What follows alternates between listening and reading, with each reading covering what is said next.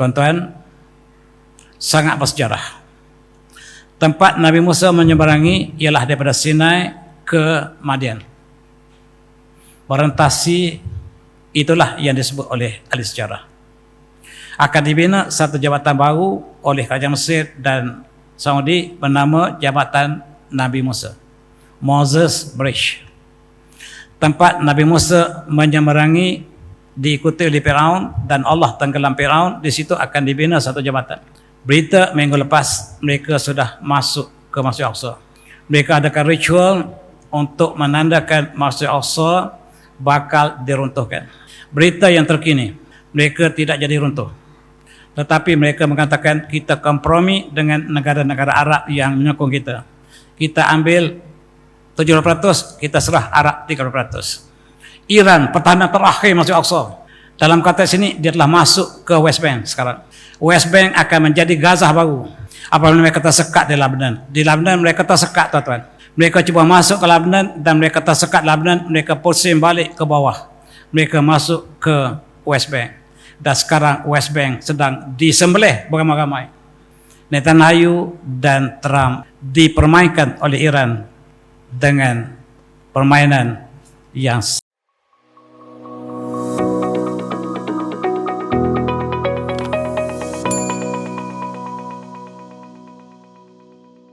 Alhamdulillah, alhamdulillahirabbil alamin, wa nasta'in. Wassalatu wassalamu ala asyrofil anbiya'i wal mursalin wa alihi washabihi ajmain, amma ba'd. Tuan Imam yang saya hormati,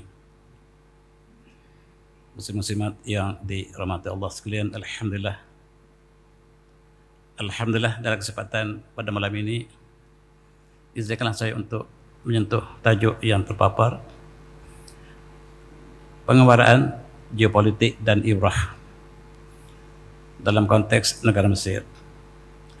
Sebenarnya malam ini ialah saya ingin perkenalkan buku saya, buku terbaru saya dengan tajuk yang sama, iaitu Perjalanan Geopolitik dan Ibrah.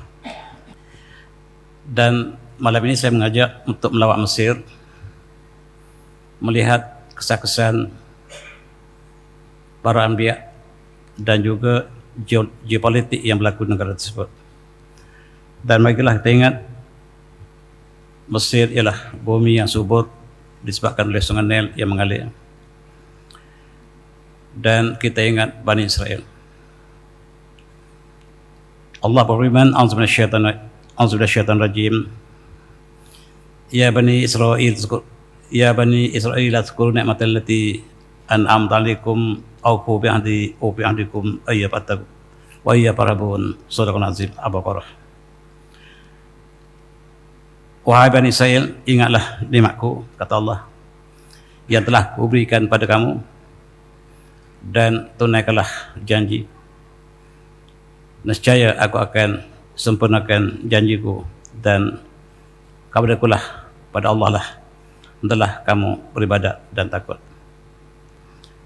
Dan Mesir dihubungkan dengan para anbiya, Nabi Musa AS, Nabi Yusuf AS, dan kesan-kesan masih kita dapat saksikan dengan sempurna sampai ini sebahagiannya. Sungai Nil ialah menjadi fokus kepada kesuburan Mesir, dan inilah gambaran untuk menunjukkan betapa suburnya Mesir dengan di lembangan Nil. Selain daripada lembangan Nil adalah gersang padang pasir yang tandus. Tiba-tiba di sekitar sungai Nil keluarlah tumbuh-tumbuhan yang hijau seperti yang tuan-tuan lihat di sini kalau keluar gambar. Ya. Ini ialah sayur-sayuran yang berada di lembangan sungai Nil yang begitu subur. Dan Allah, ketika Bani Israel berada di Mesir, Bani Israel berada di Palestin, Allah minta ingat kembali nikmat yang Allah beri pada mereka. Subhanallah, janji-janji yang Allah beri pada mereka melalui para anbiya. Nescaya ayah Allah akan menyempurnakan janjinya.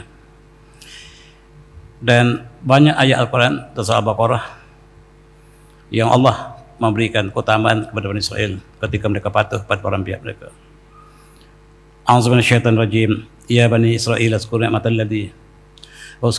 lati an'amtu 'alaikum wa anni faddaltukum 'alal 'alamin. Wahai Bani Israel, Ingatlah nikmatku kata kamu yang telah aku berikan kepada kamu. Sesungguhnya aku telah memuliakan, melebihkan, mengangkat kamu lebih atas kedian alam. Dan inilah sebahagian daripada suasana Mesir di lembah. Tuan-tuan yang belajar di sana jauh lebih tahu daripada saya. Dan apa yang saya nak sebut di sini ialah kesan-kesan yang di sebahagian di poem ini ialah di lembangan yang dibina oleh Nabi Yusuf AS, masih kita dapat saksikan hari ini, dan kita boleh bandingkan dengan Al-Quran dan kita ambil intibar bersama. Ini ialah limau Yusufi. Tuan-tuan yang belajar di sana lebih tahulah. Limau yang sangat manis bersari. Di luar daripada Sungai Nil gersang, tetapi di lembangan Sungai Nil itu subur. Limaunya dibiarkan bertaburan, luruh di bawah pokok tak ambil dah. Dan tepi jalan berlonggok-longgok limau yang besar seperti batu. Inilah kelebihan Mesir yang Allah berikan pada Bani Israil, antara sebahagiannya ketika mereka berada di sana. Kepada Bani Mesir sampai hari ini, sampai limau ini saya tak pasti apakah mereka ambil ataupun dibuang di situ. Yang kalau sampai ke negara kita, masuk supermarket sudah sebiji sudah RM5. Di sana tidak ada harga. Inilah yang Allah sudah ingatkan rezeki yang Allah berikan kepada penduduk Mesir ketika Bani Israel menumpang bumi Mesir untuk beberapa puluh tahun, ratus tahun, kemudian sebelum mereka berpindah ke Palestin kemudiannya. Strawberry, kalau nak banding dengan Cameron Highland tak boleh banding. Nak banding buah delima sangat besar. Itulah nikmat yang Allah berikan. Tapi kena ingat, keluar saja daripada sungai gersang dan tandus. Hanyalah Sungai Nil yang berikan kehidupan kepada Mesir. Ini ialah buah tin dan juga buah pomegranate yang sangat manis dan harga sangat murah, sangat-sangat murah.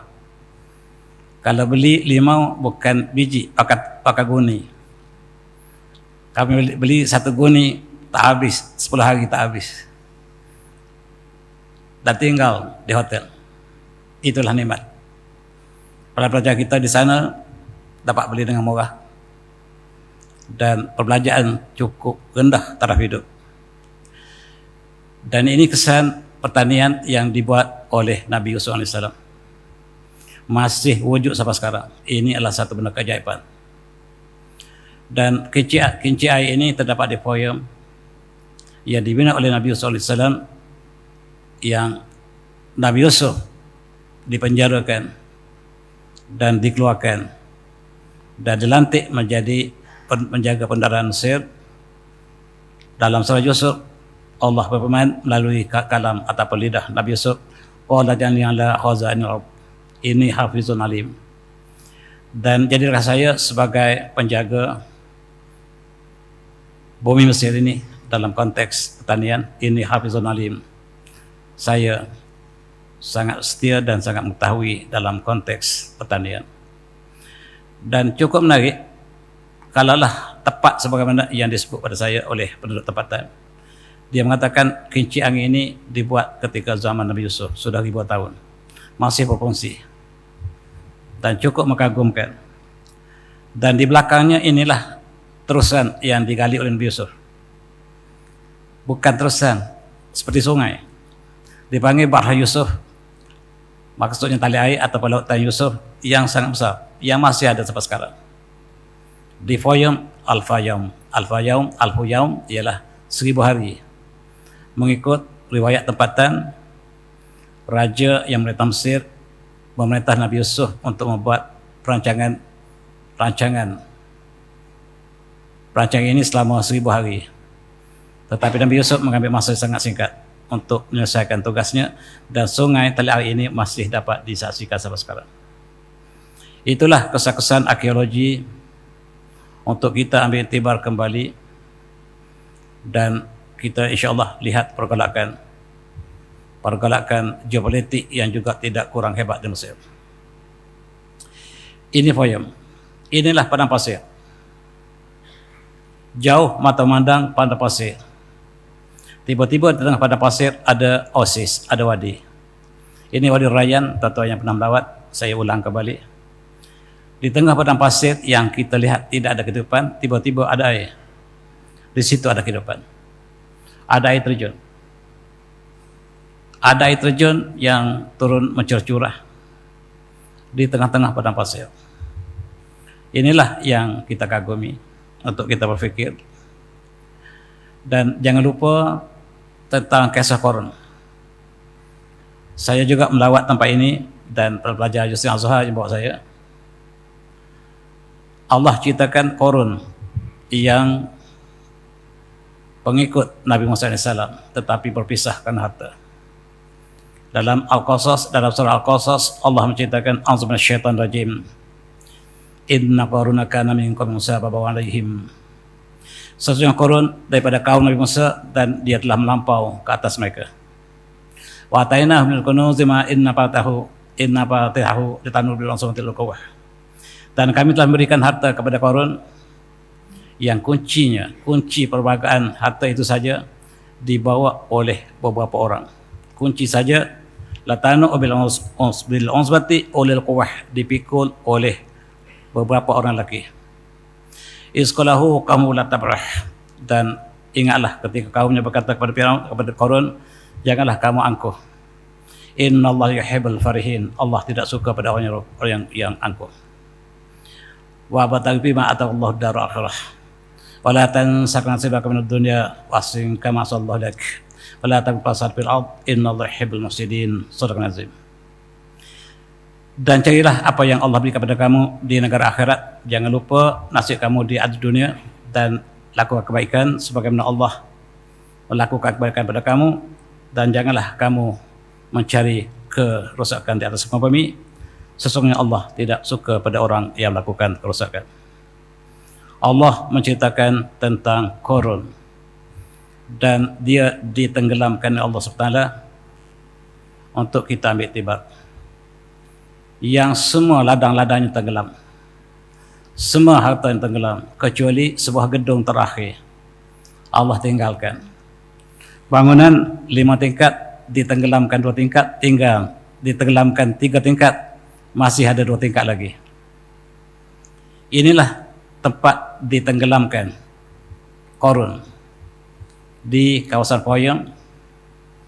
Dan Allah menceritakan dalam surah Al-Qasas, a'udzu minasyaitonir rajim. Faqasana bihi wa bil fama kalahu min fatin yasunahu min dunillah wa ma kana min muntasirin. Dan kami tenggelamkan Qarun dan rumahnya sendiri, harta-hartanya ke dalam bumi. Fama kalahu min fatin yasunah, tidak ada siapa yang dapat menolong Qarun min dunillah sebelum Allah. Wa ma kana min muntasirin, dan dia tidak ditolong, tidak ada sebarang penolong baginya. Dan Allah ceritakan panjang lebar tentang Qarun, bagaimana nasib seorang yang setia kepada Nabi Musa AS, keluarga Nabi Musa AS, yang sangat banyak ibadahnya, tetapi Allah uji dengan harta, dia tewas. Ada orang diuji dengan harta, dia tewas. Ada orang diuji dengan pangkat, dia tewas. Ada orang diuji dengan wanita, dia tewas. Ada 3 ter: harta, tahta, wanita. 3 ialah fitnah yang besar. Daripada zaman berzaman, daripada zaman manusia pertama Abul Bashar AS sampai kini. 3 ini menjadi fitnah yang besar, dan Allah menceritakan banyak, khusus juga dalam surah Al-Kahfi. Allah uji dengan 3-tiganya. Menguji dengan kebun, menguji dengan harta, menguji dengan tahta, dan ramai yang tertewas. Mudah-mudahan Allah selamatkan kita. Ini ialah istana Firaun yang ditenggelamkan, asalnya 5 tingkat, tinggal 2. Di dalamnya bila kita masuk ada bekas-bekas simpanan joko emas. Emas sudah tidak ada lagi. Mengikut riwayat, emas ini ada sehinggalah zaman kerajaan Rom. Tak silap saya, Maharaja Justine ke yang mengambil emas tersebut dibawa ke Rom. Maka tinggallah bangunan jadi kenangan, dan inilah pelawak-pelawak datang untuk mengambil kenangan, mengambil iktibar dan membaca surah Al-Qasas, dan kita temui kisah Qarun yang diabadikan Allah dalam Al-Quran. Ini ialah ulama ahli jemaah, syekh ahli jemaah mengatakan Qarun beribadat pada Allah 40 tahun, bukan main-main. Dan iblis telah mengganggunya, menyesatkannya. 40 tahun dia khalwat beribadah begitu lama, dan akhirnya dia tewas dengan harta. Allah uji dengan harta, dia menjadi pengekspor import ekonomi Mesir yang besar. Tidak ada orang lebih kaya padanya, dan dia menjadi orang paling kaya dengan pertanian, dengan ekspor dikawal seluruhnya ekonomi Mesir. Tetapi sayang, dia telah lupa tanggungjawab. Lebih lagi dia fitnah Nabi Musa AS. Dalam tafsir, kalau kita baca umpamanya tafsir Qurtubi, dia mengatakan dia mengupah seorang wanita, mengaku supaya berzina dengan Nabi Musa AS. Wa'udzubillah. Dan ketika itu Nabi Musa berdoa kepada Allah, dan Allah perintahkan, mintalah apa saja. Malaikat mintalah, dan dia ditenggelamkan dalam tanah.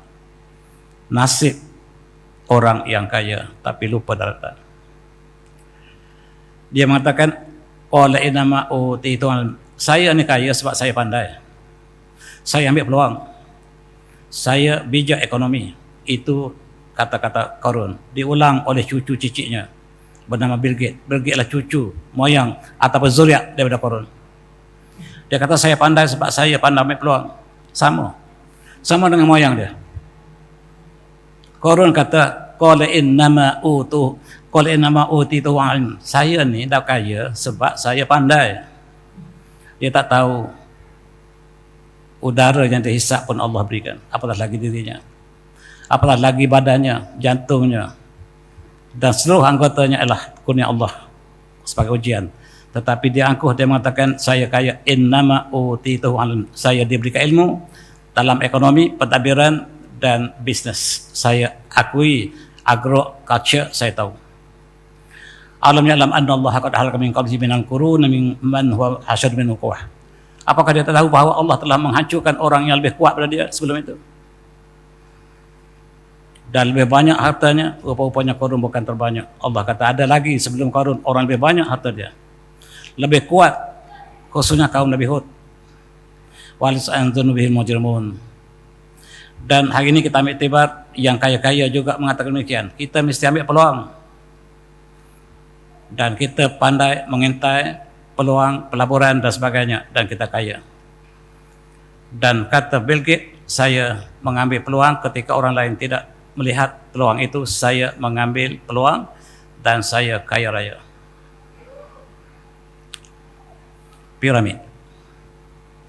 Piramid dibina selepas Firaun, dan bukan itu yang kita maksudkan, tetapi apa yang kita sebutkan adalah tentang arsitekturnya. Bagaimana teknologi yang sangat-sangat hebat menjadikan dia sebagai bahan ajaib dunia, yang kita tak boleh fikir bagaimanakah pembinaan yang dilakukan. Batu yang besar ini, saya berdiri di tepi batu, tuan-tuan, ini batu solid dan disusun, sehingga bagaimanakah bentuk susunan ini, dan disinilah ilmu matematik bermula. Dan dalam riwayat Mesir, ilmu geometri ini diwahyukan oleh Allah SWT kepada Nabi Idris AS. Nabi Idris lah yang mengajar orang Mesir tentang matematik. Itu tercatat dalam semua tafsir. Allah menganiakan ilmu tentang astronomi, kosmologi kepada Nabi Idris AS. Dan Nabi Idris melalui murid-muridnya, dalam sejarah Mesir Nabi Idris disebut sebagai Hermes. Dan Hamis yang disebut dalam sejarah Mesir ialah Nabi Idris AS yang disembah oleh orang Mesir sampai sekarang. Maksudnya sampai Nabi Musa AS. Mereka ini disebut As-Sabi'in. Al-Quran menyebut orang yang asal agama Nabi Idris AS.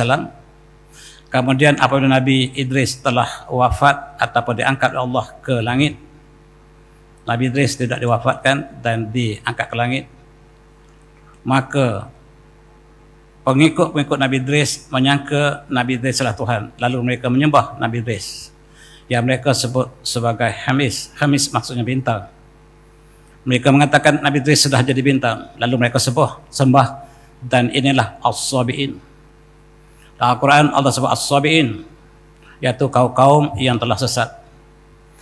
Demikian juga orang Nasrani, tuan, yang diutuskan Nabi Isa AS. Apabila Nabi Isa AS diangkat ke langit, maka mereka sembah Nabi Isa AS. Dan mereka adalah golongan Al-Nasara sekarang. Itu sebab dalam Quran selalu digandingkan antara As-Sabi'in wan Nasara, was-Sabi'in. Dan coba lihat dalam Quran siapakah As-Sabi'in. As-Sabi'in asalnya mengikut tafsir ialah pengikut Nabi Idris AS. Dan Nabi Idris ini mengajar matematik kepada kaumnya. Mukjizat Nabi Idris ialah matematik. Matematik ialah ilmu wahyu yang kemudiannya disalin oleh pengikut-pengikutnya, disalin sehinggalah zaman Pythagoras. Pythagoras mengatakan, saya tidak tahu matematik, tetapi saya salin daripada Hermes dan murid-murid Hermes. Yang saya salin ini semuanya daripada Hermes, dan daripada itulah ilmu matematik berkembang sampai hari ini, ilmu geometri dan ilmu-ilmu yang berkaitan dengan matematik, pengiraan bintang dan sebagainya, dan piramid sangat tepat dengan pengiraan.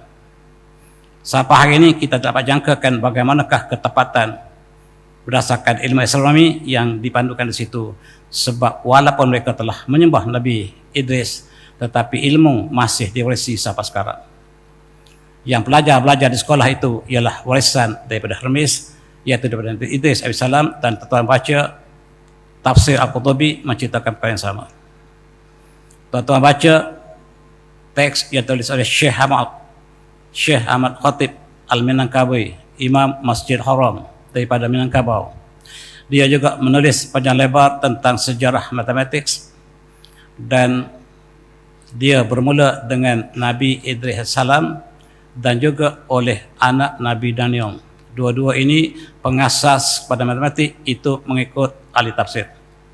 Tetapi sayang, kita tidak tahu asal-usul ilmu itu, dan kita anggap ilmu itu barat yang punya, tidak benar sama sekali. Dan perbezaan piramid ini ada kaitan dengan geometri. Geometri ialah ilmu yang paling lemah pelajar Malaysia, terkenal dunia. Malaysia sangat lemah dalam geometri. Dan inilah ilmu yang asas dalam architecture. Di sini kita lihat bukan satu piramid, banyak. Saya ingat satu. Bila kita sampai di sana, banyak piramid. Macam mana mereka bina, dan ini memerlukan ilmu yang sangat-sangat tinggi dalam geometri. Dan singgah menikmati juadah Mesir sambil berfikir tentang manusia terdahulu. Mereka lebih kuat daripada kita. Kita sekarang tak mampu untuk membina piramid yang sedemikian. Kita sangka kita orang yang tinggi teknologi, tetapi orang dulu jauh lebih tinggi dalam konteks geometri. Jangan lupa melawat museum yang mempamerkan Firaun, untuk kita ambil iktibar juga. Dan museum ini baru dibuka dalam beberapa tahun lepas. Saya ambil peluang untuk melawat, melihat wajah Firaun yang sangat degil, sehingga dia mengatakan, ana rabbukumul a'la, aku Tuhan kamu yang maha tinggi.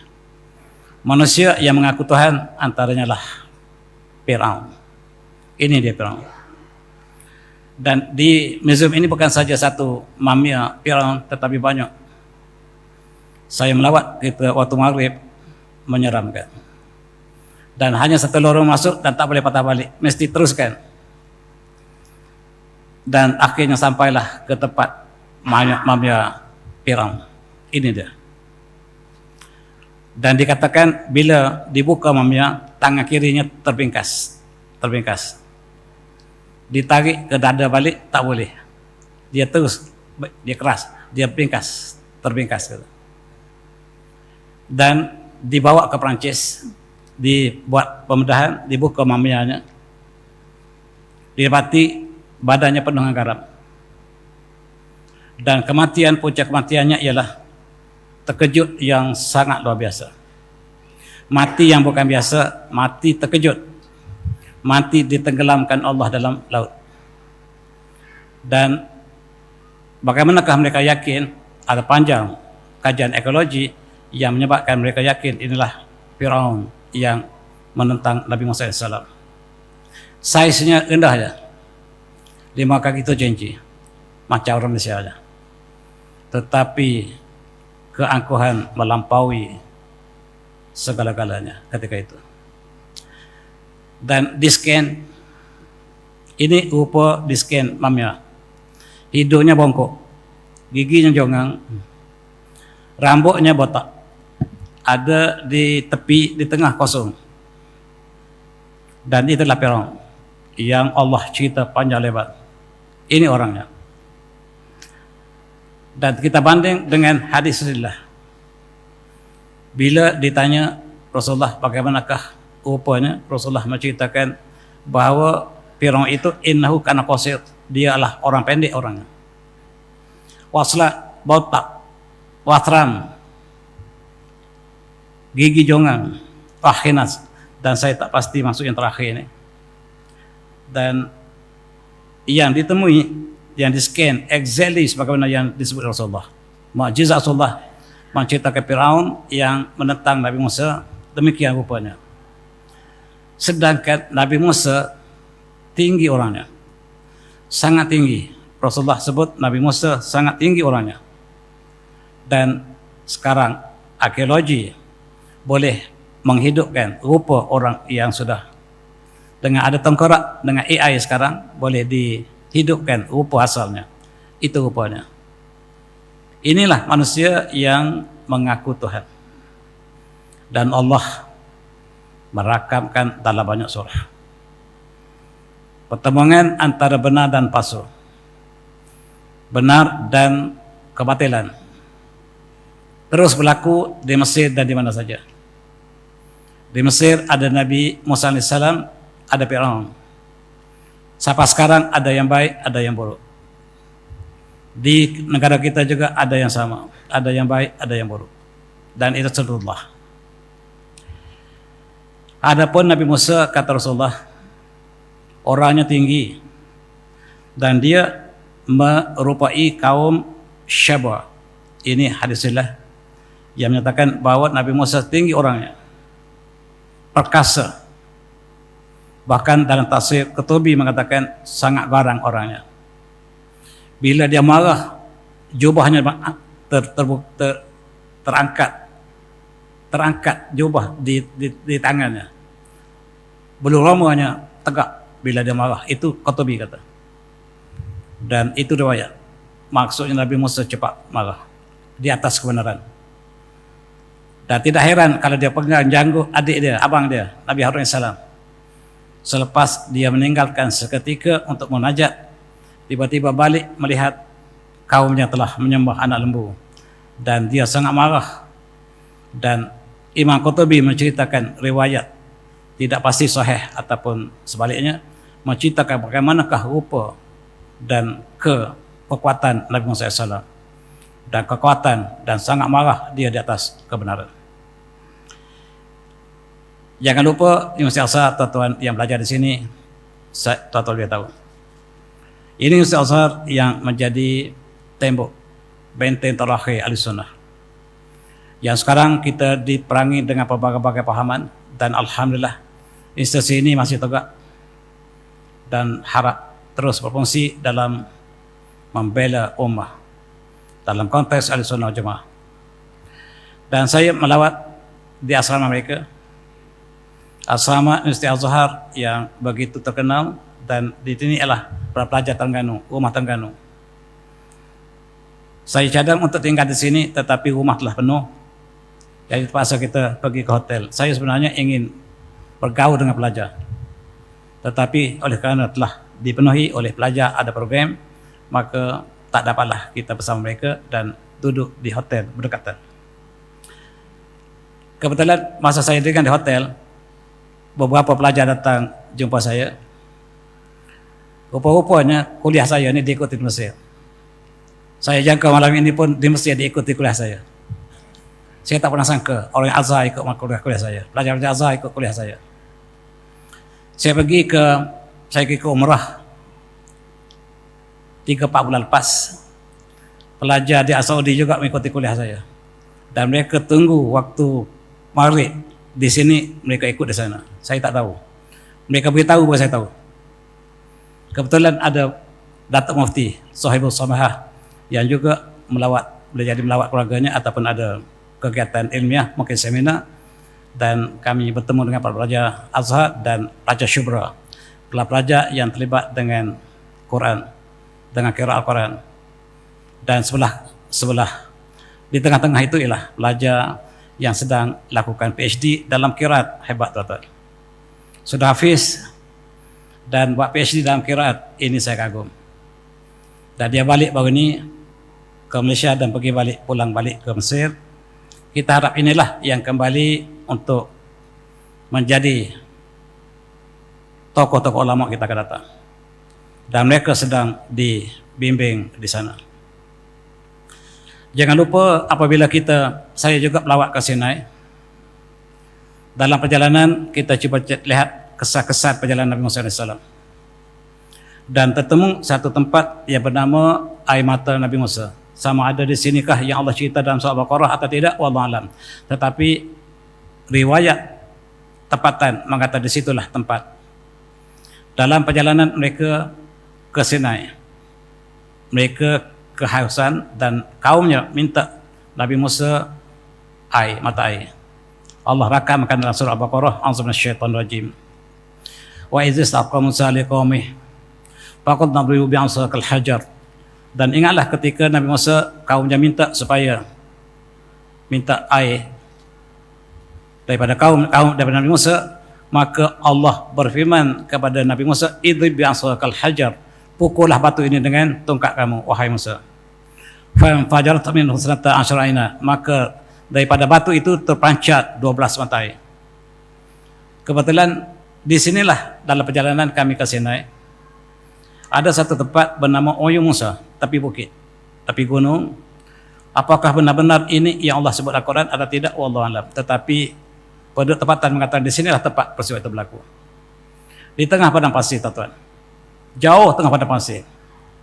Dan pan fajarat min husnata asyrata aina, maka terpancar 12 mata air. Qad alima qanatim masyrabahum, dan setiap kaum itu ada tempat minum air masing-masing. 12 tribe, 12 kaum Bani Israel, mereka tak boleh kongsi air yang sama, tuan-tuan. Mereka mesti ada satu untuk satu masing-masing. Dan Allah pancarkan 12 mata air, dan setiap kaum, setiap tribe minum satu mata air. Dan kulu washrabu min rizqillah, minum, makanlah dan minumlah daripada rezeki Allah. Wala ta'thaw fil ard, jangan kamu mufsidin, jangan kamu melakukan kerosakan di atas bumi. Dan itu kisah Nabi Musa AS dalam perjalanan saya menuju ke Sinai. Dan dikatakan di sinilah tempat Allah. Takallama Musa, huna takallama Allah Musa. Wallahu alam, apakah benar tempat ini tempat yang benar-benar yang dirakam Al-Quran atau tidak, tetapi itulah yang disebut oleh orang Mesir. Kita menuju tempat Nabi Musa bermunajat pada Allah SWT. Namanya Bukit Tosina. Allah rakam dalam surah Ar-Ra'd, a'udzu minasyaitonir rajim. Wa wa'adna Musa 30 lailah, dan kami berjanji pada Nabi Musa 30 malam. Wa tamamnaha bi ashr, dan dia sempurnakan dengan 10 lagi. Allah bagi dia 30 hari je, dia tambah 10 hari lagi. Fatamim qawta rabbi 40 lailah, dan maka sempurnalah 40 malam yang Nabi Musa bermunajat kepada Allah Ta'ala. Dan inilah yang berlaku dialog di antara Nabi Musa dengan abangnya Nabi Harun. Wa qala Musa li akhi Harun, dan berkata Nabi Musa kepada abangnya Nabi Harun, ukhlufni fi qaumi, dan tunggu di sini. Kamu tunggu kaum ini, kaum saya di sini, waslih wala tattabi' as-sabilal mufsidin, dan buat kebaikan, jangan melakukan kerosakan bersama kaum. Jaga, saya ingin pergi bermunajat kepada Allah di Bukit Sinai. Apa yang berlaku? Nabi Musa balik, kaumnya telah menyembah anak lembu. Di depan dua Rasul, di depan dua Rasulullah, Nabi Musa AS, Nabi Harun AS, di depan Rasul mereka. Tinggal hanyalah 40 hari, 30 hari, 40 hari. Balik-balik mereka telah sembah anak lembu. Inilah di atas Sinai, dah dekat dengan Gaza. Geopolitik sedang bergolak. Sudah hampir di antara Gunung Tosina dengan Gaza hanya sebelah. Kami bertolak sangat pagi daripada Qahirah, dan malam baru sampai ke Sinai, sebab singgah banyak tempat. Dan tempat-tempat yang dihubungkan dengan para anbiya kami cuba singgah, termasuklah tempat-tempat peperangan yang berlaku sebelum itu pada zaman moden ini, termasuklah peperangan Mesir dengan Israel. Dan setiap tempat untuk sampai ke Sinai, sebelum sampai ke Sinai, tuan-tuan, kami melalui tol. Tol ini bukan tol untuk tiket semata-mata, tapi tol untuk checkpoint. Setiap pelawat akan berhenti dan akan diperiksa setiap barangan dibawa. Beg dibuka sepenuhnya, baju, seluar semua diperiksa. Bimbang-bimbang kalau ada bawa makanan kepada orang Gaza. Mesir sangat takut sekiranya kita bawa makanan pada Gaza. Subhanallah. Kita sangka mereka nak bagi makanan, tapi mereka akan tangkap kita kalau kita bawa makanan ke Gaza. Mereka tahu kalau orang Malaysia ke Gaza lah ni, mesti ke Gaza lah ni. Habis pakaian kita dibuka. Bukan pakaian, semua makanan, semua dibukakan. Kita mesti tinggalkan kenderaan dan berjalan kaki untuk tengok kalau kita ada dalam seluar kita lagi makanan. Mereka bimbang kalau kita pergi tolong orang Gaza. Itu Mesir. Bukan rakyat, kerajaan. Rakyat sangat simpati, tetapi kerajaan tidak. Bukan mereka nak bagi makanan, kita bawa pun mereka tak bagi. Dan kita menempuhi tol seperti ini bukan satu, banyak. Bersama dengan tentera mereka dengan senjata lengkap. Tidak ada cara untuk kita lepas, tidak ada cara. Kecuali jalan lain.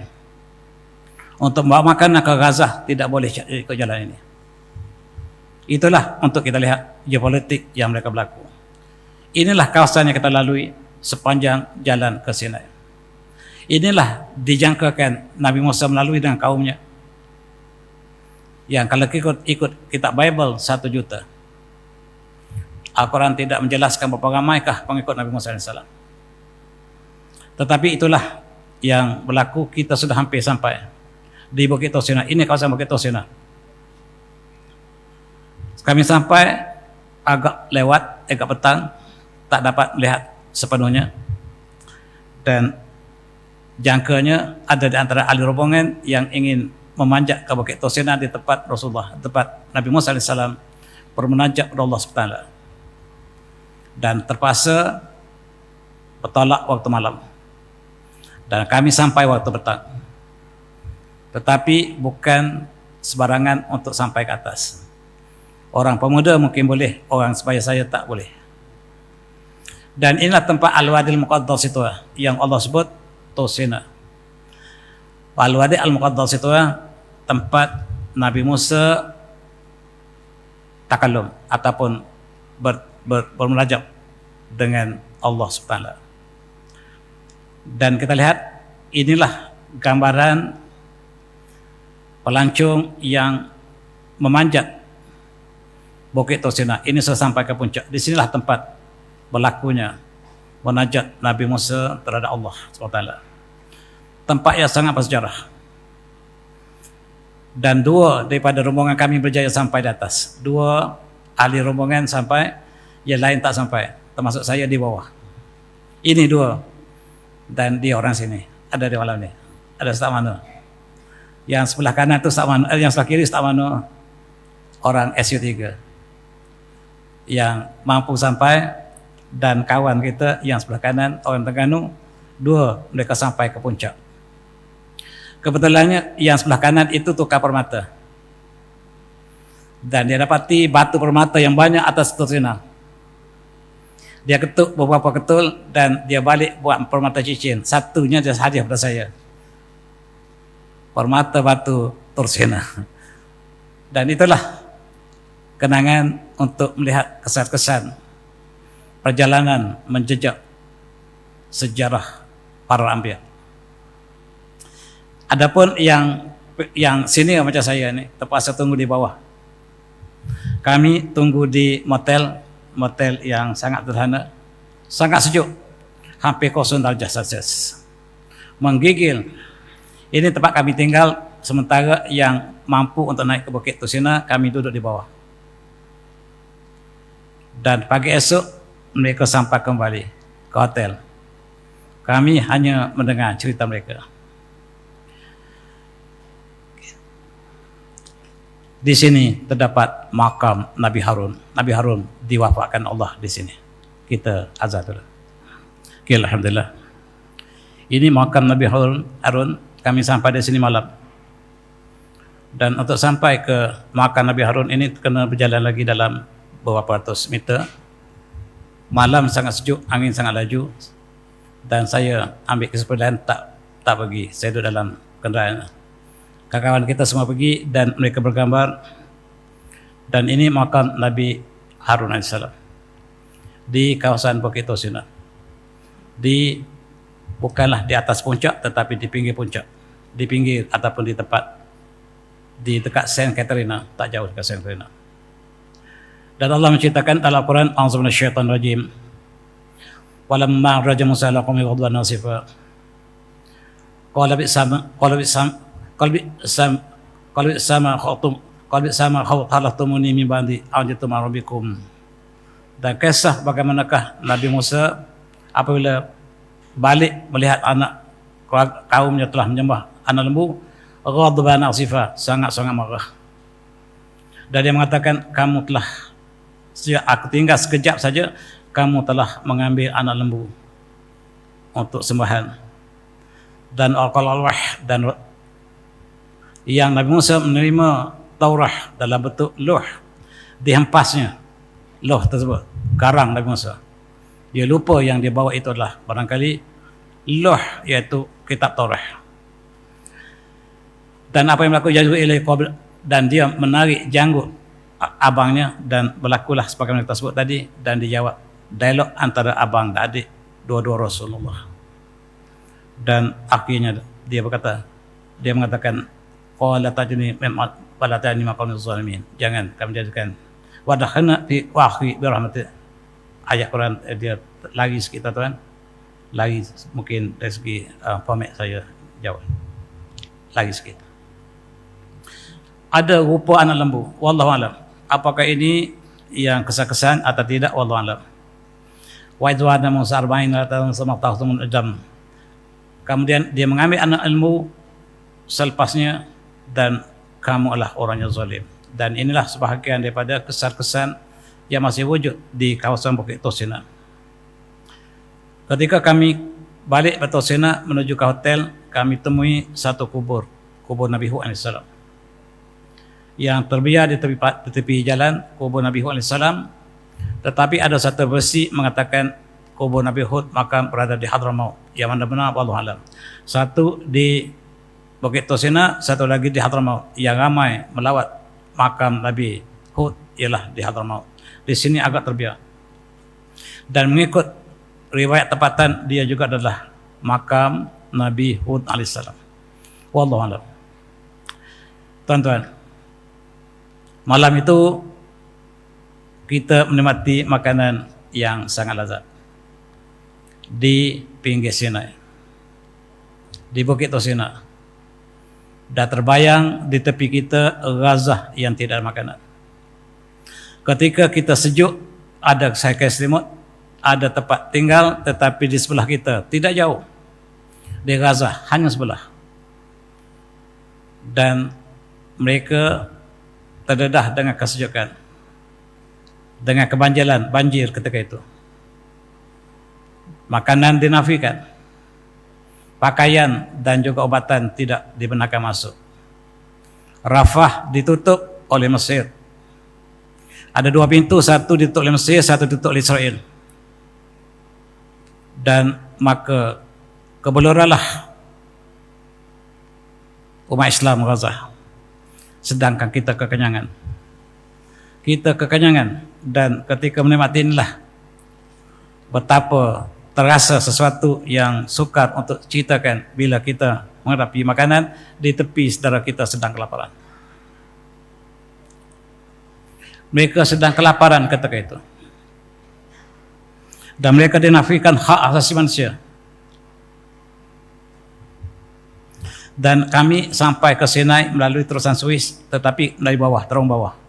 Turun daripada bawah, terowong di bawah terusan Suez, dan di atas kami terusan Suez. Terusan yang menjadi sebab kekalahan British. British menguasai terusan Suez begitu lama, tetapi apabila Mesir mengambil kembali terusan Suez, Empire British jatuh. Sekarang diulangi dengan Selat Hormuz. Seolah terusan Hormuz, seolah-olah yang disekat oleh Iran, maka dijangka Amerika juga hancur, sebagaimana British jatuh apabila terusan Suez ditutup. Ini sangat powerful, tuan-tuan. Terusan yang dilalui oleh kapal sangat-sangat powerful. Dan kini Singapura sedang berbincang dengan Indonesia tentang Selat Melaka. Wallahu a'lam. Ini saya lalui satu kawasan di Sinai, tempat yang pernah berlaku peperangan di antara Mesir dan Israel. Dalam peperangan ini kita lihat betapa dahsyatnya Sinai telah jatuh ke tangan Israel. Israel menguasai tempat ini. Dan kami melawat tempat yang jarang dibawa oleh pelancong, iaitu tempat kem pertahanan Israel ketika mereka memenangi ke atas Mesir. Dalam peperangan tahun 1973, peperangan Mesir dengan Israel, Israel bertapak di sini. Apa yang berlaku, kami dibawa oleh tentera untuk masuk ke kawasan ini untuk melihat kesan-kesan. Di sini tinggal senapang masih ada lagi, rifle masih ada lagi, tuan. Tapi tak ada peluru. Pakaian orang Israel masih ada di sini. Dan kubu mereka, terowong mereka masih berliku-liku. Di luar tempat itu masih ada lagi periuk api yang belum dimusnahkan. Dan dia telah buat satu line, jangan lalui lepas kawasan ini, sebab di luar sana belum diselamatkan lagi sebab periuk api masih aktif. Itulah tempat kami lawati. Kami ambil risiko, tuan-tuan, untuk lihat sejarah geopolitik, sebagaimanakah ini menjadi asas kepada apa yang berlaku sekarang. Di sini ialah tempat terowong yang sama. Kami dibawa masuk ke dalam ini, sangat bertuah. Masuk, tapi tidak semuanya. Sebahagian kecil daripada terowong yang kecil ini kami masuk, terpaksa kami tunduk, rendah. Dan di situ ada tempat markas perbincangan tentera Israel yang ditinggal di situ sebagai kenangan.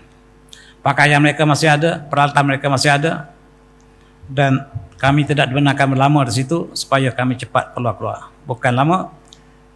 Di sebelahnya, ini ialah di antara, di sebelah kanan itu ialah tempat yang ditinggalkan oleh tentera Israel dengan peralatan mereka yang asal, tak ditukar. Dan teropong ataupun teropong tinjau jauh ini masih yang asal, yang digunakan oleh tentera Israel untuk meninjau tentera Mesir. Masih kekal di situ, di atas tempat yang agak tinggi. Kami naik ke atas itu dan untuk melihat kesekelilingnya, merupakan satu kesan peperangan yang menukar wajah kemudiannya. lanskap geopolitik Mesir bertukar selepas peperangan ini. Apa yang berlaku ialah Sinai telah jatuh ke tangan Israel, tetapi didapati kembali dengan cara yang sangat menyentuh hati perasaan, dan timbang taranya ialah Palestin. Palestin dikorbankan untuk mendapat kembali Sinai. Mesir mendapat kembali tanah yang telah jatuh ke tangan Israel, tetapi Palestin terkorban. Dan nasib itulah yang menyebabkan Rafah ditutup. Tidak ada bantuan. Kerjasama perjanjian penyerahan Sinai kepada Mesir oleh Israel disaksikan oleh Amerika, menyebabkan penduduk Gaza kelaparan. Dan sejarah inilah sejarah yang kita sangat-sangat kenangi. Mengambil ibrah. Jangan sekali-kali pertikaian di antara umat Islam dan kita mengambil pertolongan daripada umat Islam untuk menyelesaikan masalah umat Islam. Kita lihat, inilah sejarah yang malang bagi Palestin. Apabila mereka di bawah Presiden Carter mengambil inisiatif untuk berdamaikan antara Mesir dan Israel, maka kedua pemimpin ini dibawa ke Amerika, ke Camp David, tuan-tuan tahu. Dan Presiden Sadat tidak tahu bahawa di situ dia akan bertemu dengan Menachem Begin. Menachem Begin tahu dia akan bertemu dengan Anwar Sadat. Anwar Sadat sangka dia pergi untuk bersiar-siar dengan Presiden Carter. Pagi itu dia bertemu dengan Menachem Begin, musuh utamanya. Dan terjadi dialog yang sangat bersejarah. Dan Presiden Carter datang tengah-tengahnya. Mari kita berdamai. Lupakan persengketa kita. Kita hidup aman damai dan kita adakan perjanjian. Dan perjanjian ini dinamakan perjanjian Camp David. Camp David telah menjadi tempat perdamaian Mesir dan Israel, dan terkorbanlah Palestin. Nasib Palestin telah tidak jelas. Tetapi dalam rantitan sama, ketika Presiden Clinton, kita bukan saja berdamai di antara Mesir dan Israel, tetapi kita teruskan perdamaian di antara PLO dan Israel. Yasir Arafat sebagai pimpinan PLO pada mulanya enggan, tapi akhirnya bersetuju dengan pujuk rayu daripada Amerika, menjanjikan segala-galanya untuk Palestin. Yasir Arafat yang sentiasa membawa pistol ke mana-mana sebelum itu, dan hari perjanjian dengan Israel dia meletakkan pistol, tak akan pegang pistol lagi. Kita peace, perdamaian. Maka PLO dan Israel berdamai dan Gaza terkorban. PLO diwakili Yasir Arafat, dan oleh kerana dia telah bekerjasama dengan Israel, maka dalam bulan Oktober tahun 1974 di Liga Arab telah mengesahkan bahawa PLO ialah wakil Palestin. Kemudian berlakulah apa yang berlaku. Palestin ditipu, PLO ditipu.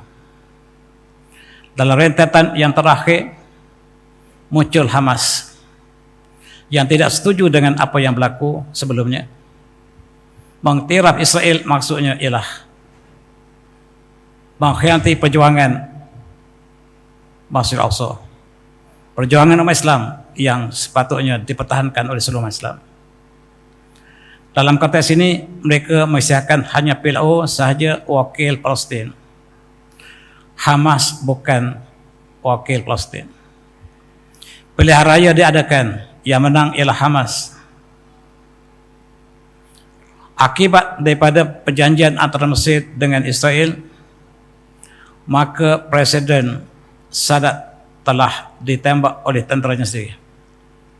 Tahun 1981, ketika itu saya sedang belajar di Wales, menyaksikan dalam televisyen di Wales, di setiap 3 minit peristiwa yang sangat penting berlaku. Presiden Mesir ditembak oleh tentera sendiri sebab tidak bersetuju perjanjian menyebabkan tergadainya Palestin Gaza. Dan saya juga melawat tempat ini. Ini dia tempat. Presiden Mesir dimakamkan di sini, Anwar Sadat. Dan dia adalah makam pahlawan Mesir. Ketika itu saya bertanya kepada seorang pelajar saya, kawan saya di tempat saya belajar, apa pandangannya tentang Anwar Sadat dan apakah pandangannya tentang penggantinya. Ini perkataan kawan saya. Dia kata, the former is a clever donkey. The latter is the stupid one, the stupid donkey. Itu jawabannya, bukan perkataan saya. Dan di sinilah Anwar Sadat dimakamkan. Simbol pengiktirafan Mesir terhadap Israel sampai hari ini. Dan kami ambil gambar untuk ambil kenangan untuk di makam Anwar Sadat. Pada itu, akibatnya Palestin telah hilang sedikit demi sedikit demi sedikit dan hanya tinggal itu. Yang paling kanan hanyalah tinggal West Bank sedikit dan tinggal Gaza sedikit. Yang lain dapat kepada Israel. Inilah akibat yang dilakukan oleh pemimpin terdahulu. Apa yang kita lakukan, tuan, dia bukan setakat ketika hayat kita, tetapi ikutan daripada apa yang kita lakukan sampai bila-bila.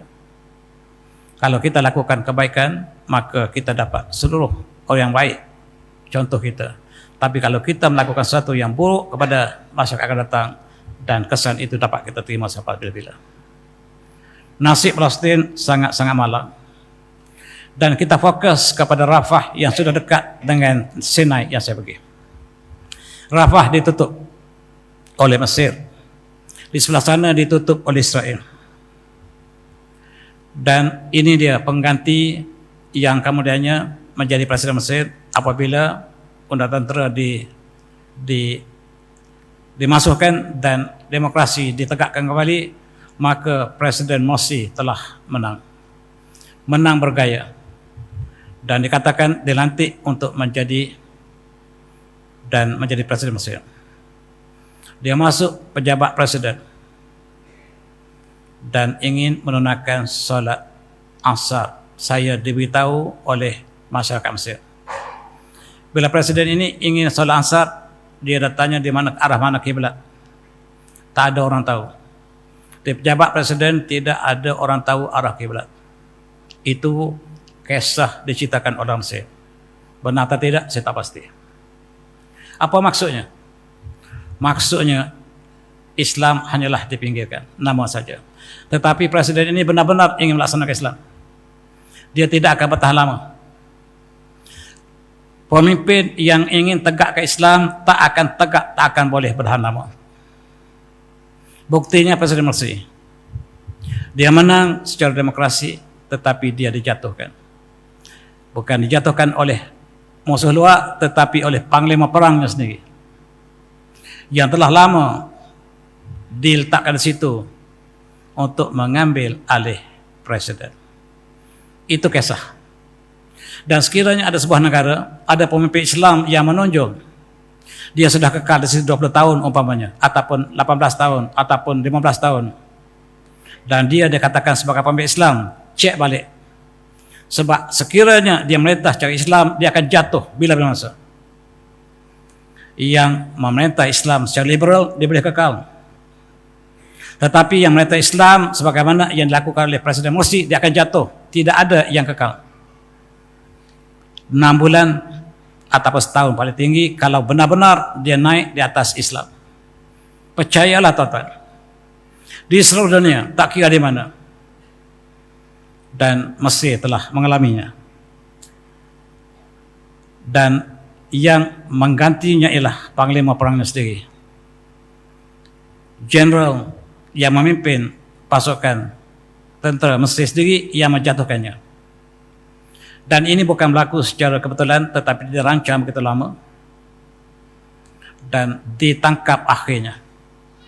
Dikatakan bahawa presiden yang dipilih sebagai sah ini mengganggu ketentraman dan melakukan konspirasi dan ditangkap dan dipenjarakan. Apabila diselidiki latar belakang general yang menggolengkan presiden, maka ada dakwaan bahawa dia adalah Muslim yang berasal daripada keluarga yang sama dengan Israel. Bukan saya kata, tetapi dikeluarkan oleh majalah ini yang mendakwa bahawa national hero for all Jews itulah yang mengambil alih sampai sekarang. Dan inilah menjelaskan kenapakah Rafah ditutup. Geopolitik yang berlaku hari ini tidak kita akan faham sekiranya kita tidak memahami sejarah. Presiden yang sebenarnya dipenjara dan digantung, maka syahidlah. Al-Quran pun dinafikan katanya. Tetapi presiden ini tak perlu Quran, dia hafiz. Dan dia tidak perlu Quran, dia hanya minta untuk tes. Al-Quran pun tidak dibenarkan. Dan itulah nasib sekiranya pemimpin benar-benar untuk menegakkan Islam, yang merupakan Islam celup, tetapi sebaliknya liberalism di belakangnya, dia akan kekal, bahkan disokong oleh kumpulan yang sama. Mari kita ambil iktibar dan kita memahami nasib di Gaza kalau kita paham apakah yang berlaku di Mesir.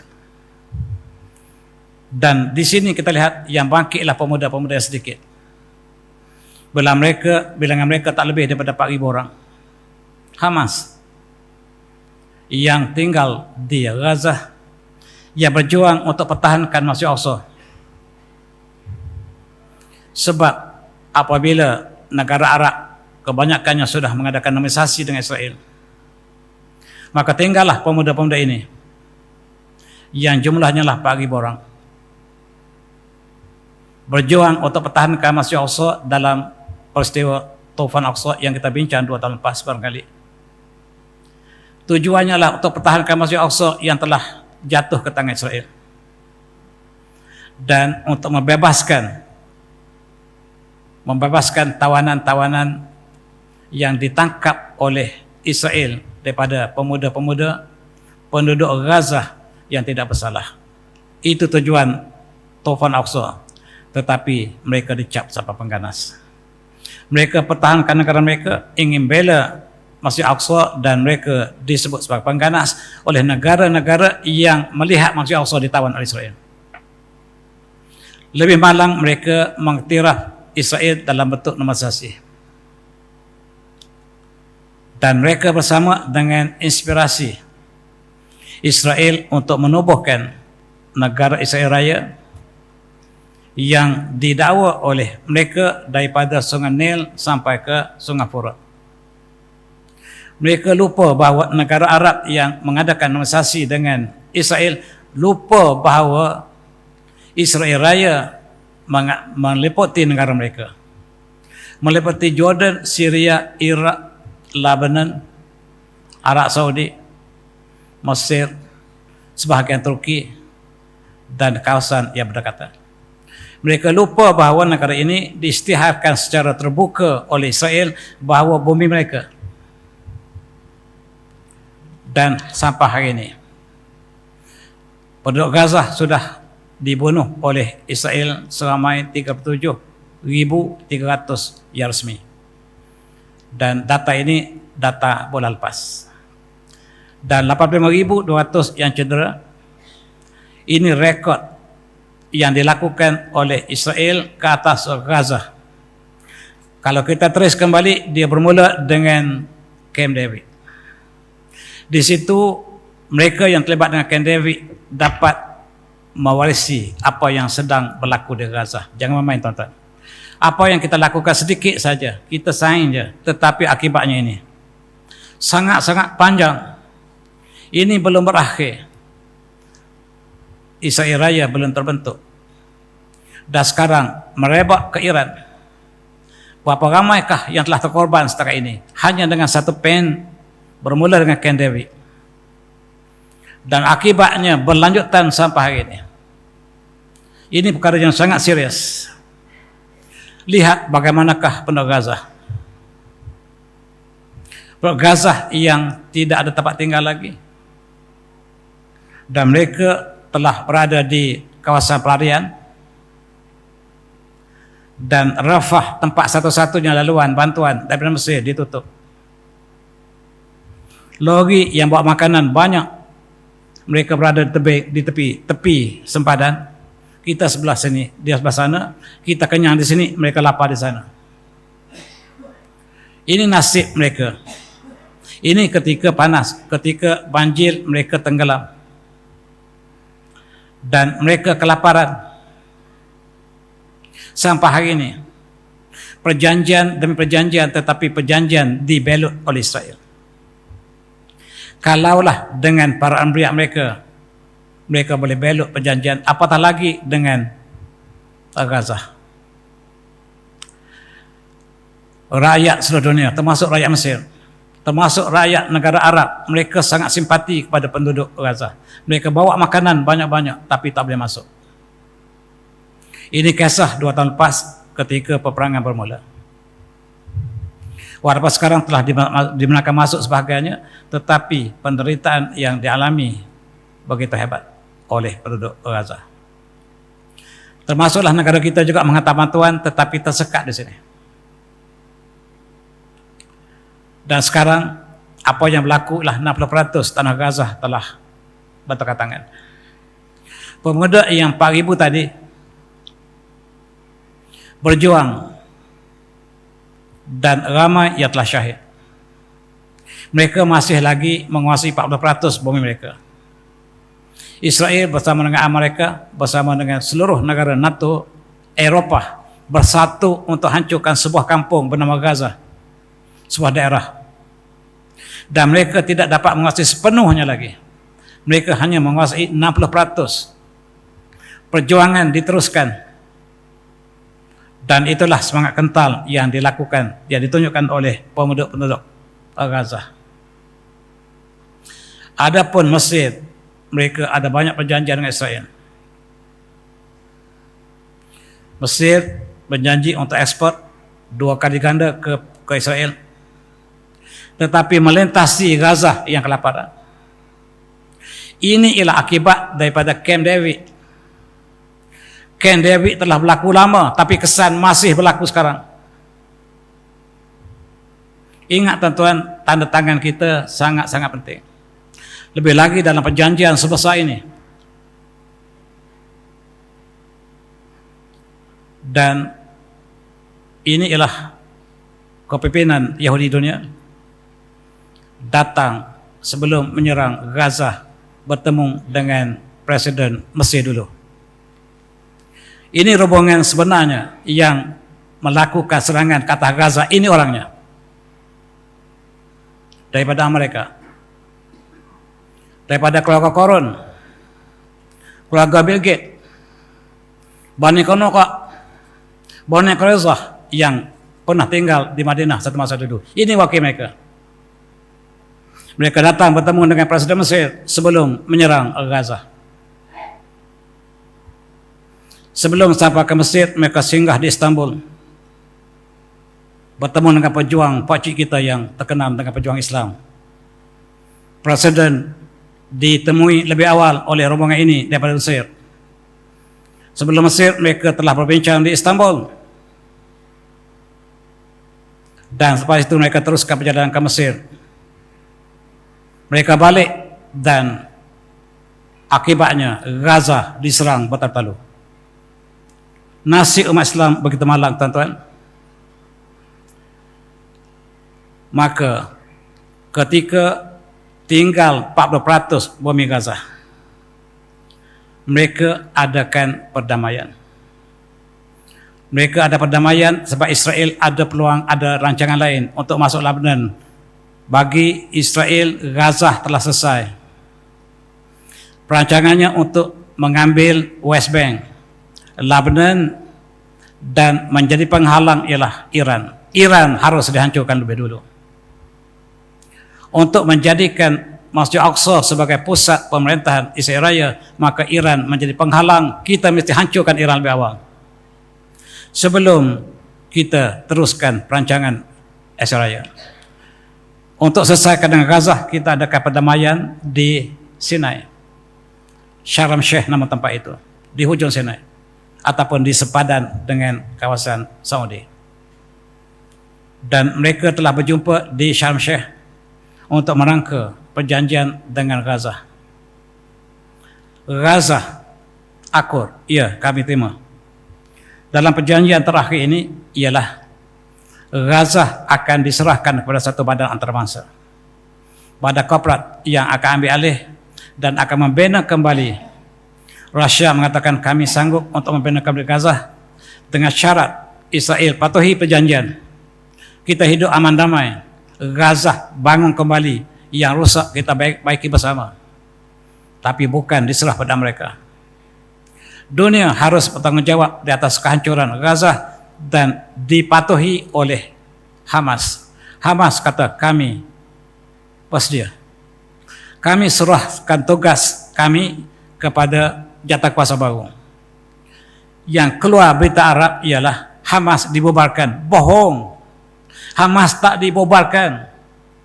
Hamas bersetuju serahkan pembangunan Gaza kepada jawatan kuasa antarabangsa. Kat Malaysia pun lampu dibubarkan. Sedih saya baca.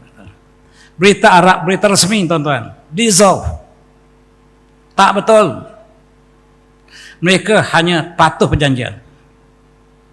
Dan oleh kerana perjanjian yang mereka sama-sama tandangi disaksikan oleh dunia, maka Hamas memberikan peluang kepada jawatan teknokrat antarabangsa untuk membangun kembali Gaza yang telah hancur lebur. Dan berita diambil peluang oleh Barat mengatakan Hamas sudah tidak ada lagi. Hamas kata kami ada, kami akan terus berjuang sekiranya perjanjian ini belot, kami akan terus berjuang. Sekarang kami patuh, tetapi Israel tak patuh. Selepas perjanjian mereka masih membedil sampai malam ini. Setiap hari kita lihat mereka membedil. Dan inilah puncak yang berlaku di Sharm Sheikh. Perjanjian yang sangat penting dan mereka bertemu di kawasan ini. Kebetulan tempat ini ialah tempat bersepadan dengan Saudi, dan sebelah sana ialah Madian. Tempat Nabi Musa AS pernah menjaga kambing bapa mertuanya, Nabi Syekh. Di sini sekarang telah bernama Nium. Nama lamanya ialah Tabuk, tempat peperangan terakhir bagi Rasulullah SAW. Nama lamanya ialah Madian. Dan tempat berlakunya perjanjian ialah di Sharm Sheikh, di sebelah laut di Mesir. Kita lihat Nium dulu. Nium diminat oleh Arab Saudi sebagai satu bandar yang sangat moden, yang bakal menjadi ajaib ke-8 dunia. Dan ini gambaran apabila Nium telah siap nanti. Bandar futuristik yang menggambarkan kehebatan ekonomi Saudi. Dalam konteks ini, di sebelahnya, di kawasan Mesir, tempat berlakunya persidangan perdamaian antara Israel dan Gaza, ialah Sharm Sheikh.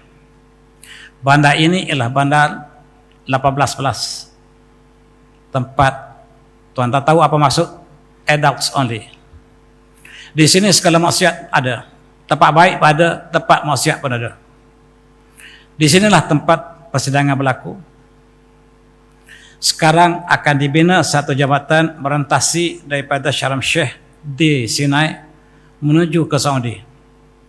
Di kota Nium melalui Tiran Island ataupun Pulau Tiran. Dan di tengah-tengah laut ini akan ada satu tempat perangainan yang sangat-sangat luar biasa. Kapal boleh masuk ke dalam bandar Nium. Kapal boleh masuk ke dalam bandar Nium, tuan-tuan. Hebat tak hebat bandar ini? Tapi belum siap. 2030 World Cup 2032 akan antaranya di sini akan diadakan pertandingan FIFA yang akan datang. Tuan-tuan, sangat bersejarah. Tempat Nabi Musa menyeberangi ialah daripada Sinai ke Madian. Orientasi itulah yang disebut oleh ahli sejarah. Akan dibina satu jabatan baru oleh Kerajaan Mesir dan Saudi bernama Jabatan Nabi Musa, Moses Bridge. Tempat Nabi Musa menyeberangi diikuti oleh Firaun dan Allah tenggelam Firaun, di situ akan dibina satu jabatan. Sama ada sudah siap atau tidak, saya tidak pasti. Jaraknya lah 32 km. Melalui satu pulau yang dijangka menjadi satu destinasi pelancongan yang hebat dunia. Dan kita bandingkan dengan apa yang Allah sebut. A'udzubillahi minasyaitonirrajim. Wajawazna bi bani Israil bahr fatahum fir'aun junuhu baghyan wa adwa. Dan mereka menyeberangi, Bani Israel menyeberangi lautan, dikatakan Laut Merah, lalu diikuti oleh Firaun dan tenteranya baghyan wa adwa, dengan perseteruan dan melampau batas. Hatta iza adrakal raqaqu, apabila sampai apabila Firaun hampir dengan tenggelam di laut tersebut, qala amantu annahu la ilaha qala amantu annahu la ilaha illalladzi amanat bihi banu Israil, dan dia persaksikan bahawa aku beriman sesungguhnya tiada Tuhan melainkan Allah, Tuhan kecuali tidak ada Tuhan melainkan Tuhan yang disembah oleh Bani Israel. Wa ana minal muslimin, aku tunduk patuh, kata Firaun sebelum matinya, sebelum tenggelamnya. Dan sekarang di manakah tempat tenggelam itu? Ada banyak versi. Ada yang dikatakan di antara Tusina ke Madian, dan kita cuba trace kawasan itu. Ada kajian yang mereka lakukan menyelam dan dapati bahawa ada banyak bangkai-bangkai kuda atau tulang-tulang yang sudah jadi fosil. Tulang manusia juga ada. Dan tulang itu berakhir di sini. Di sini kawasan Neom, yang kota baru, kota yang dibuat oleh Saudi, dan di sinilah dikatakan tempat Nabi Musa mendarat. Sekarang tempat ini bernamanya Tayyibun, kalau ada nama dia. Ya, Tayyibun Isim, nama tempat yang Nabi Musa sampai di kawasan seberang, namanya Tayyibun Isim. Ini kawasan yang bersejarah, tetapi sekarang telah dimusnahkan demi untuk pembangunan kota Neom yang hebat tadi. Di sini kita boleh tulis laluan yang ada di antara dua gunung inilah tempat laluan masuk Nabi Musa di sini. Nabi Musa sangat fasih di sini. Kenapa? Dia tinggal di sini 10 tahun. Ketika mengembala kambing, ayah mertuanya, dia tinggal di sini. Nabi Musa sangat paham tentang jalan di sini, dan dia menyeberangi dan sampai di sini. Dan kisahnya panjang, selepas itu Allah ceritakan dalam banyak surah, tetapi kita fokus kepada tempat yang dia seberang ini. Namanya Tayyib Isim. Tuan-tuan yang pergi ke Neom, sekarang tempat ini tidak ada lagi. Tempat ini asalnya tempat peperangan terakhir Rasulullah, yaitu peperangan Tabuk. Ini kawasan Tabuk asalnya. Dan sekarang salji telah turun dengan banyak di sini, dan rumput sudah tumbuh dengan banyak. Ini pemandangan Tayyib Isim, tempat yang dikatakan tempat mendaratnya Nabi Musa AS. Firaun tenggelam.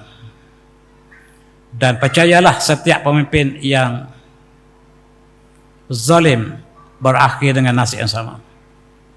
Sama namanya Trump, namanya Ten Hayu, apa saja nama, yang zalim seperti Firaun akan menghadapi hasil yang akhir yang sama,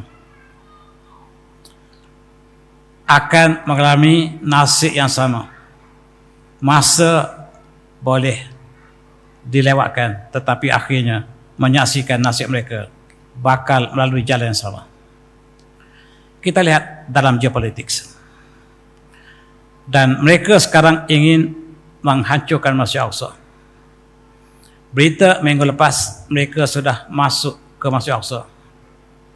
Mereka adakan ritual untuk menandakan Masjid Al-Aqsa bakal diruntuhkan.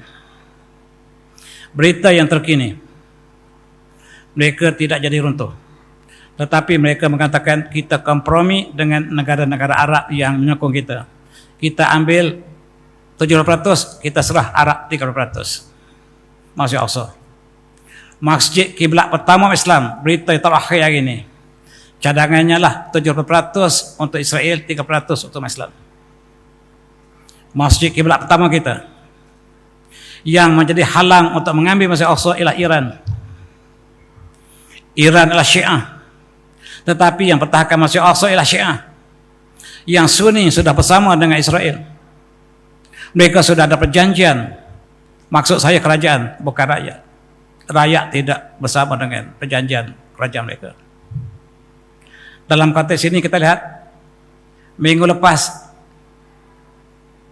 pemimpin Israel ini bersama dengan 4,000 telah masuk ke Masjid Al-Aqsa kita dan telah melakukan ritual menunjukkan bahawa Masjid Al-Aqsa hanya tunggu Iran kalah. Hanya tunggu Iran kalah saja. Yang mereka jangka Iran akan kalah dalam seminggu, tapi tak kalah-kalah sampai sekarang. Yang kalah pula mereka. Mereka jangkakan bahawa Masjid Al-Aqsa diruntuh bila jatuhnya Iran. Iran pertahanan terakhir Masjid Al-Aqsa. Sayang, ia pertahankanlah Syiah, bukan Sunni.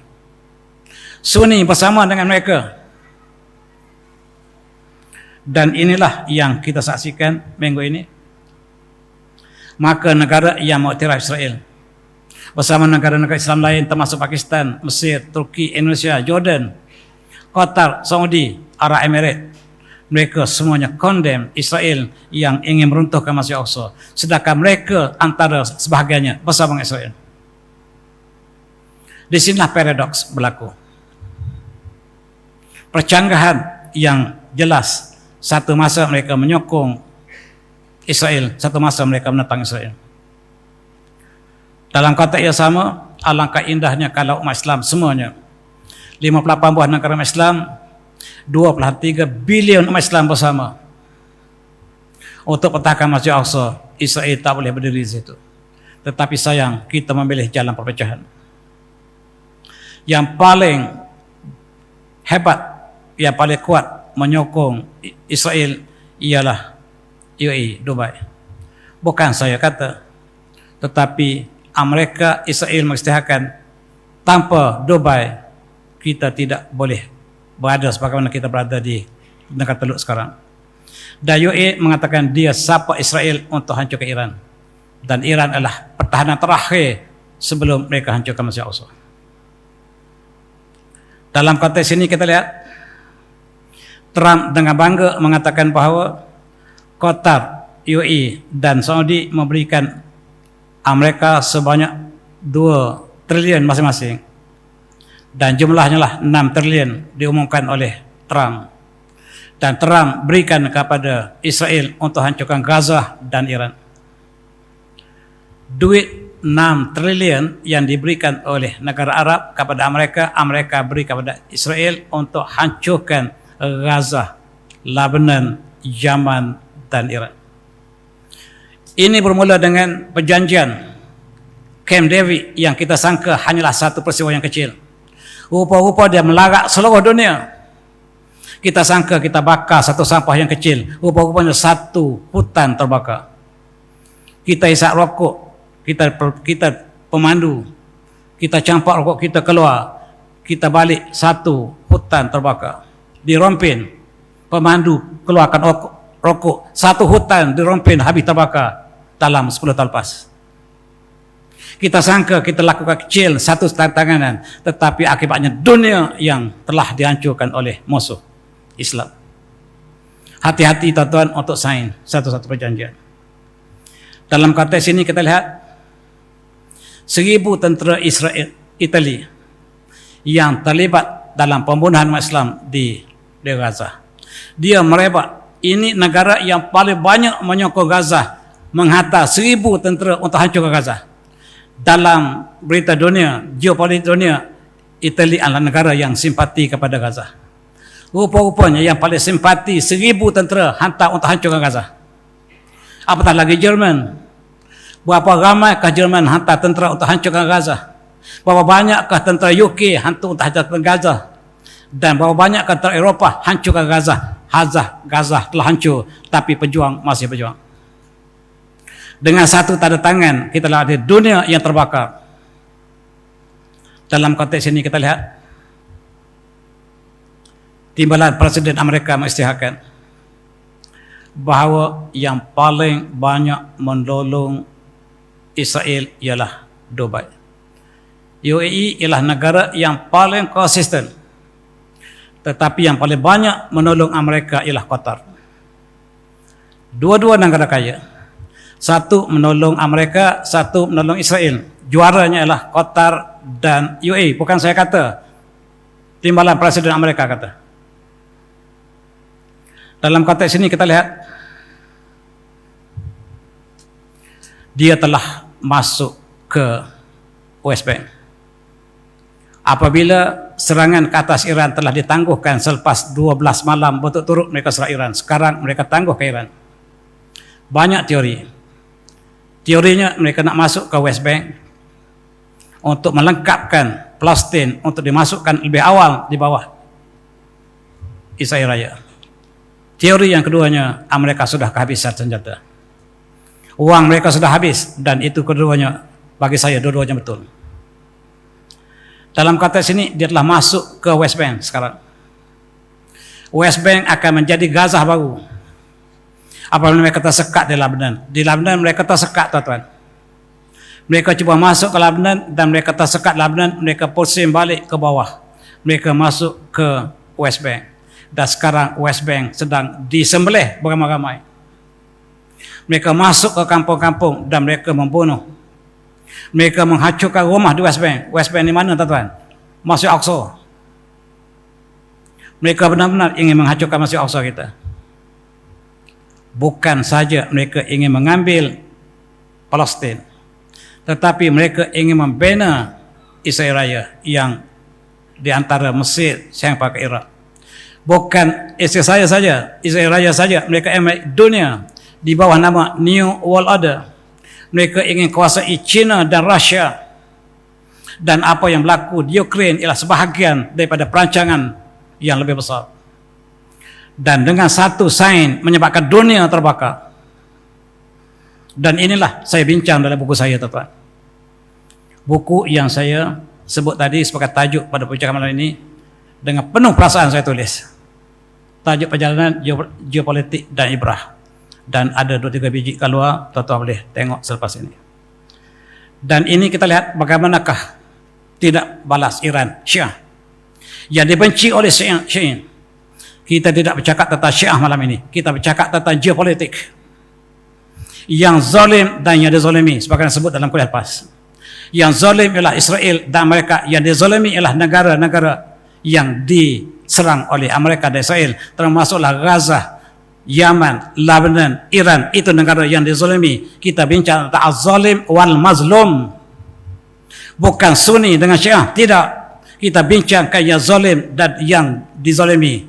Wala tarkanu ilal ladzina zalamu fatamassakumun nar. Jangan kamu cenderung kepada orang yang zalim, nescaya kamu akan disambar api neraka. Tuan-tuan, jangan sekali-kali bersama dengan zalim. Neraka bakal membakar. Wazubillah. Kita sangka kita hanya songkok main-main, tetapi Allah sebut yang bersama dengan yang zalim akan disambar api neraka. Dalam konteks ini Iran bangkit membalas. Dan pondok-pondok jiran kami, Kuwait, Bahrain, Qatar, Saudi, UAE keluar sebab kami akan serang negara kamu. Bukan serang kamu, wahai saudara, kami serang Amerika yang ada negara kamu. Supaya kami tidak serang negara kamu, keluarkan Amerika. Tetapi itu tidak berlaku. Yang berlaku ialah mereka terus melindungi Amerika dan Israel di negara mereka. Dan apa yang dijanjikan oleh Iran ditunaikan. Mereka diserang. Mereka diserang. Dan mereka kehabisan senjata. Bagaimanakah kita tahu dia sudah habis senjata? Rupa-rupanya Amerika sudah sedia dengan senjata untuk dunia ketiga. Sepatutnya senjata ini di reserve, tetapi telah digunakan untuk menentang Iran. Sekarang sudah habis. Dalam peperangan 2 minggu yang terakhir ini, senjata Amerika habis licin. Dan dia minta gencatan senjata. Gencatan senjata maksudnya lah kalah. Dan apakah yang berlaku? Dia menunggu untuk dapat bantuan daripada UK. Perdana Menteri UK yang baru telah dilantik. Perdana Menteri UK yang lama tak sanggup untuk menolong Israel menyerang Iran bersama mereka. Jadi dijatuhkan Perdana Menteri yang lama, dinaikkan Menteri baru dan tunggu senjata daripada negara yang baru. Mereka ingin beli masa untuk menyerang Iran. Senjata mereka sudah habis, bukan saya kata, tetapi The Times of India yang mengatakan.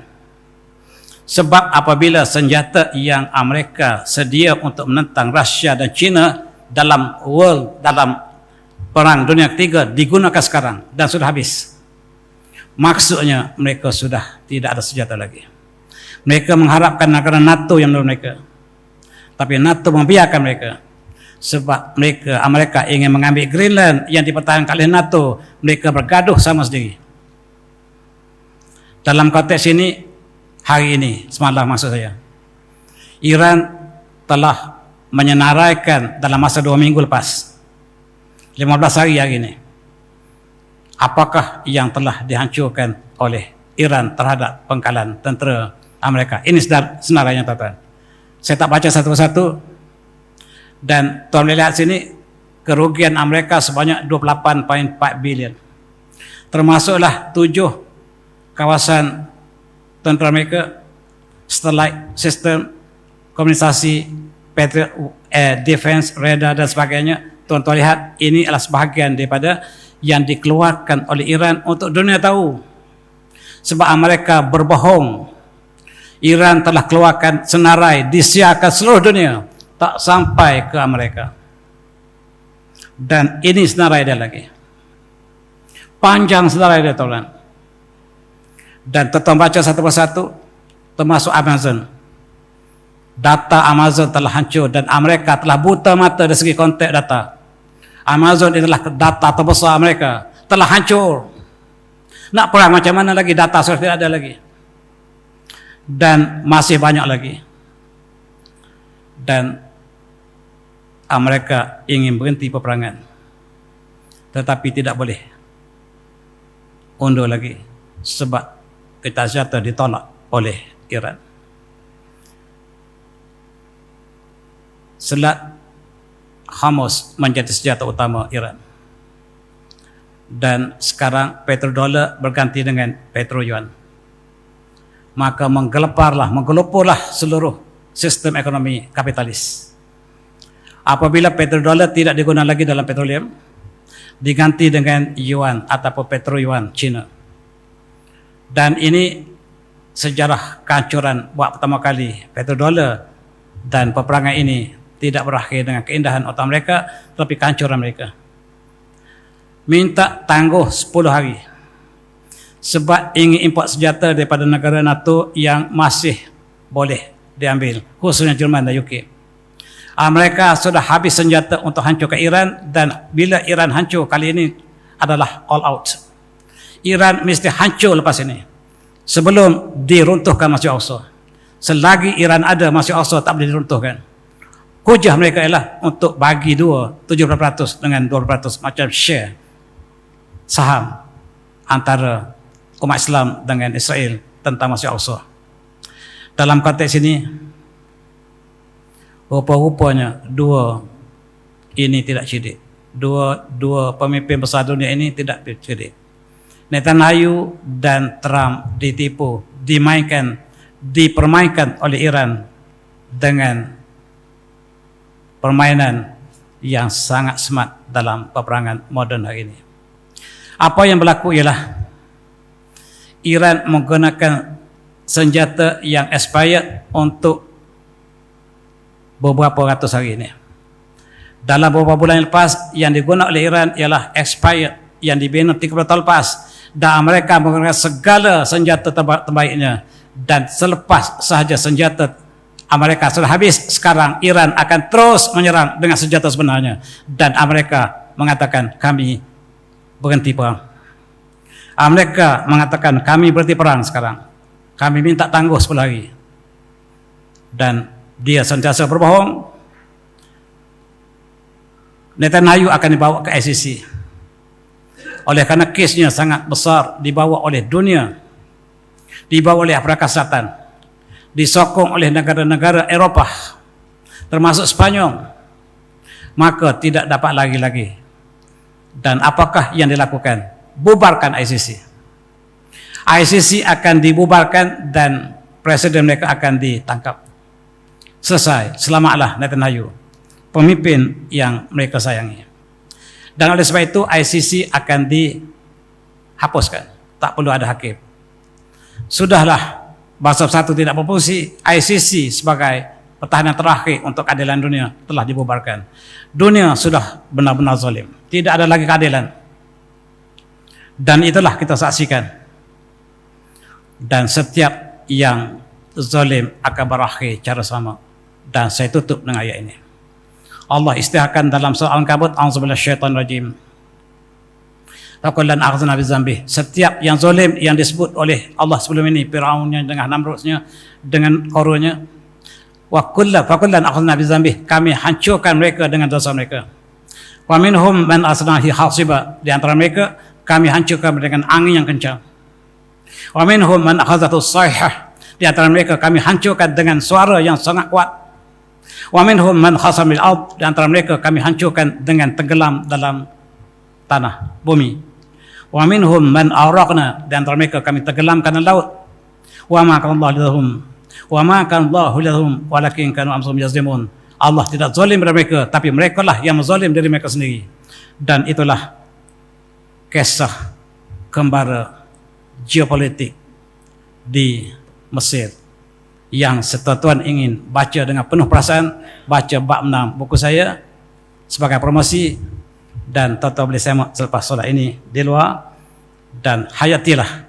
Saya tulis dengan penuh perasaan, dan ada 11 bab yang lain, ada 11 tempat untuk kita bincang tentang geopolitik dalam konteks dunia ini.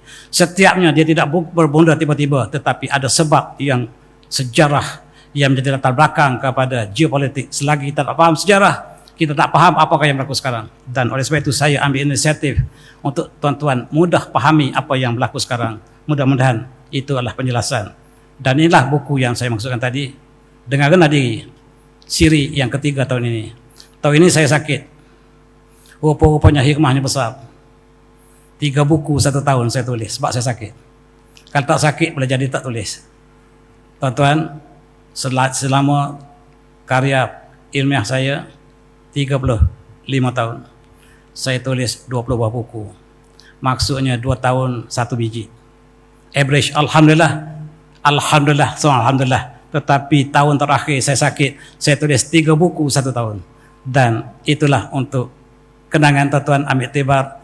Bukan untuk bangga, tetapi sebagai untuk mengenang kembali hidup susah, kesihatan, dan sakit. Ada hikmah yang di sebaliknya. Mudah-mudahan itulah hikmah yang menimpa saya. Boleh-boleh tuan-tuan juga yang melalui jalan sama boleh dapat renungan yang bersama. Cetakan terhad dan saya bawa untuk tempat yang saya mengajar. Mudah-mudahan ini dapat sama-sama berkongsi. Banyak tempat saya pergi, daripada utara ke selatan, selatan ke utara ke utama, dan saya tutupi dengan wabillahi taufiq. Assalamualaikum warahmatullahi wabarakatuh. Tasbih sonos.